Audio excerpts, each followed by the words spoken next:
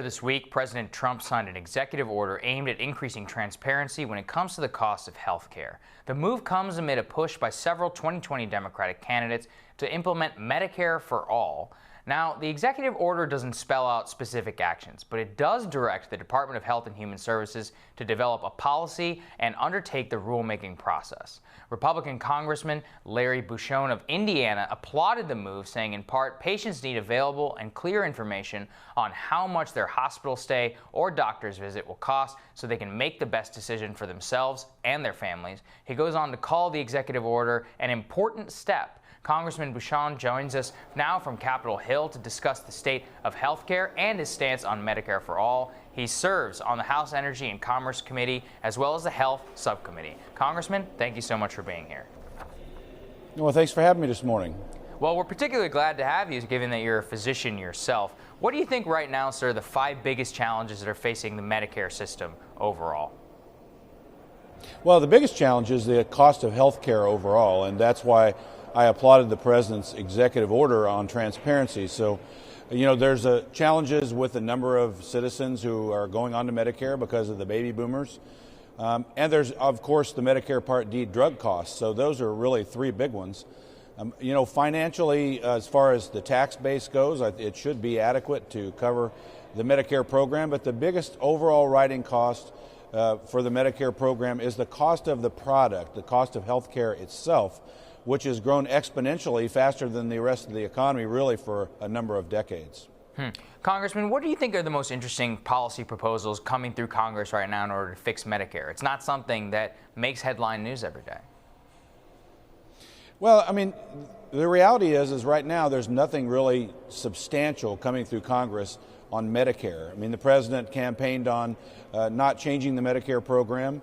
But there are things that we're working on Medicare Part D to get prescription drug costs down, like preventing drug companies from paying generic companies not to put a generic on the market, other generic companies preventing some generics from coming to the market, and a number of other things. So Medicare Part D and drug prices we're trying to address. But overall, the Medicare program as a whole, there's really nothing big happening in Congress as it relates to Medicare. Again, the biggest problem we have is the cost of the product. So it makes sense, right? More money in, less money out. And there's a lot of money coming in, but there's way too much money going out to pay for health care. We spend more per capita on health care in this country than any other country in the world. And until we're actually able to address the health care costs, we're not going to have a substantial change in the Medicare system or the ability to pay for it. Congressman, with such different approaches between Republicans and Democrats, how do you go about gaining a consensus on something like Medicare? Is it little parts of the program, given such a big difference in the way that we view them? Yeah, I think there's not that much of a difference on the Medicare program per se. There's a little bit of difference on funding from Medicaid. Republicans believe we should go to a per capita cap or some other limitation on the amount of money that's given to the states for their Medicaid program. The Democrats don't believe that. They think it should be open-ended and expanded, of course, which it was under Obamacare. But on the Medicare program, I think there's pretty big consensus that the program is critical to America's seniors, and both sides of the aisle really want to maintain the program.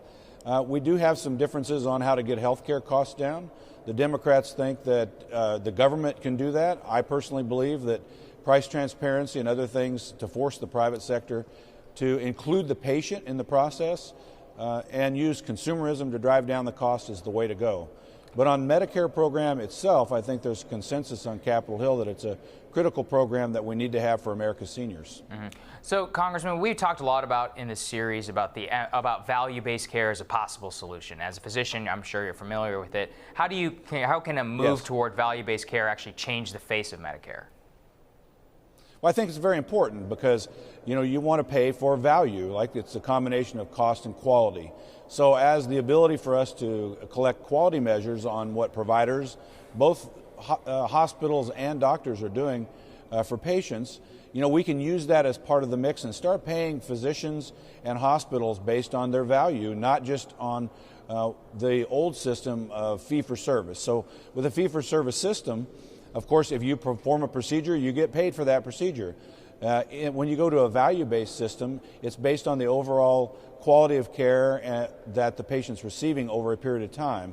And with that, you can drive down costs because there'll be incentives for the healthcare system to improve quality. And when you have improved quality, you have healthier patients. When you have healthier patients, you have lower cost. Final Medicare question for you, sir. As the Medicare debate rages on, what sort of benefits do you think, if any, that the Congress might be tempted to add for future generations? Well, first of all, Medicare for All is something that's being discussed by most of the Democrat candidates for president.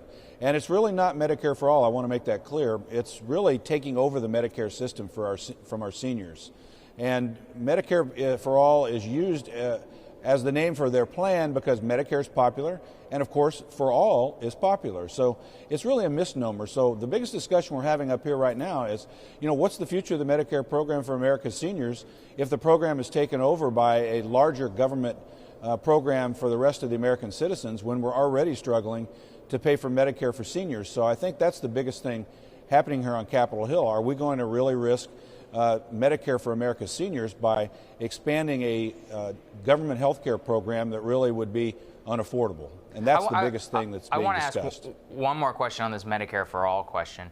How do you look at it within the development of the solutions? Because the left is proposing this, there hasn't been any yet innovative counter proposal yet from the right. Is it because there's satisfaction with the system, or is it more that there's just a lot of other ideas happening in that space? No, there's no satisfaction with the system. I think everyone could agree that America's healthcare system and the way we pay for it is in trouble. And it is because, again, there's a lack of transparency. The American consumer, because of a third-party payer system, is disconnected from the charges that the provider puts out there because there's just no connection between the consumer and the product. And so that's the biggest problem. I think, Medicare for All is being proposed because some people want to punt and throw up their hands and think that the government can solve the problem. Look at it this way, though. At least 158 million American citizens would lose their employer-sponsored health care under most of the plans that are being proposed. Medicare would not be Medicare. The VA system would be included. And so everyone would be stuck in a single-payer system without choice. And that's the key. America's people want choice. And the system is broken. We all know that. But I do think with measures to get more transparency in the system in the private sector, which we're working on, and get the consumer more engaged, that the cost will come down. Great. Thank you, Congressman. We really appreciate you joining us. You're welcome. Next on Rising, Senator Cory Booker and his pursuit of the presidency in his moment yet to come.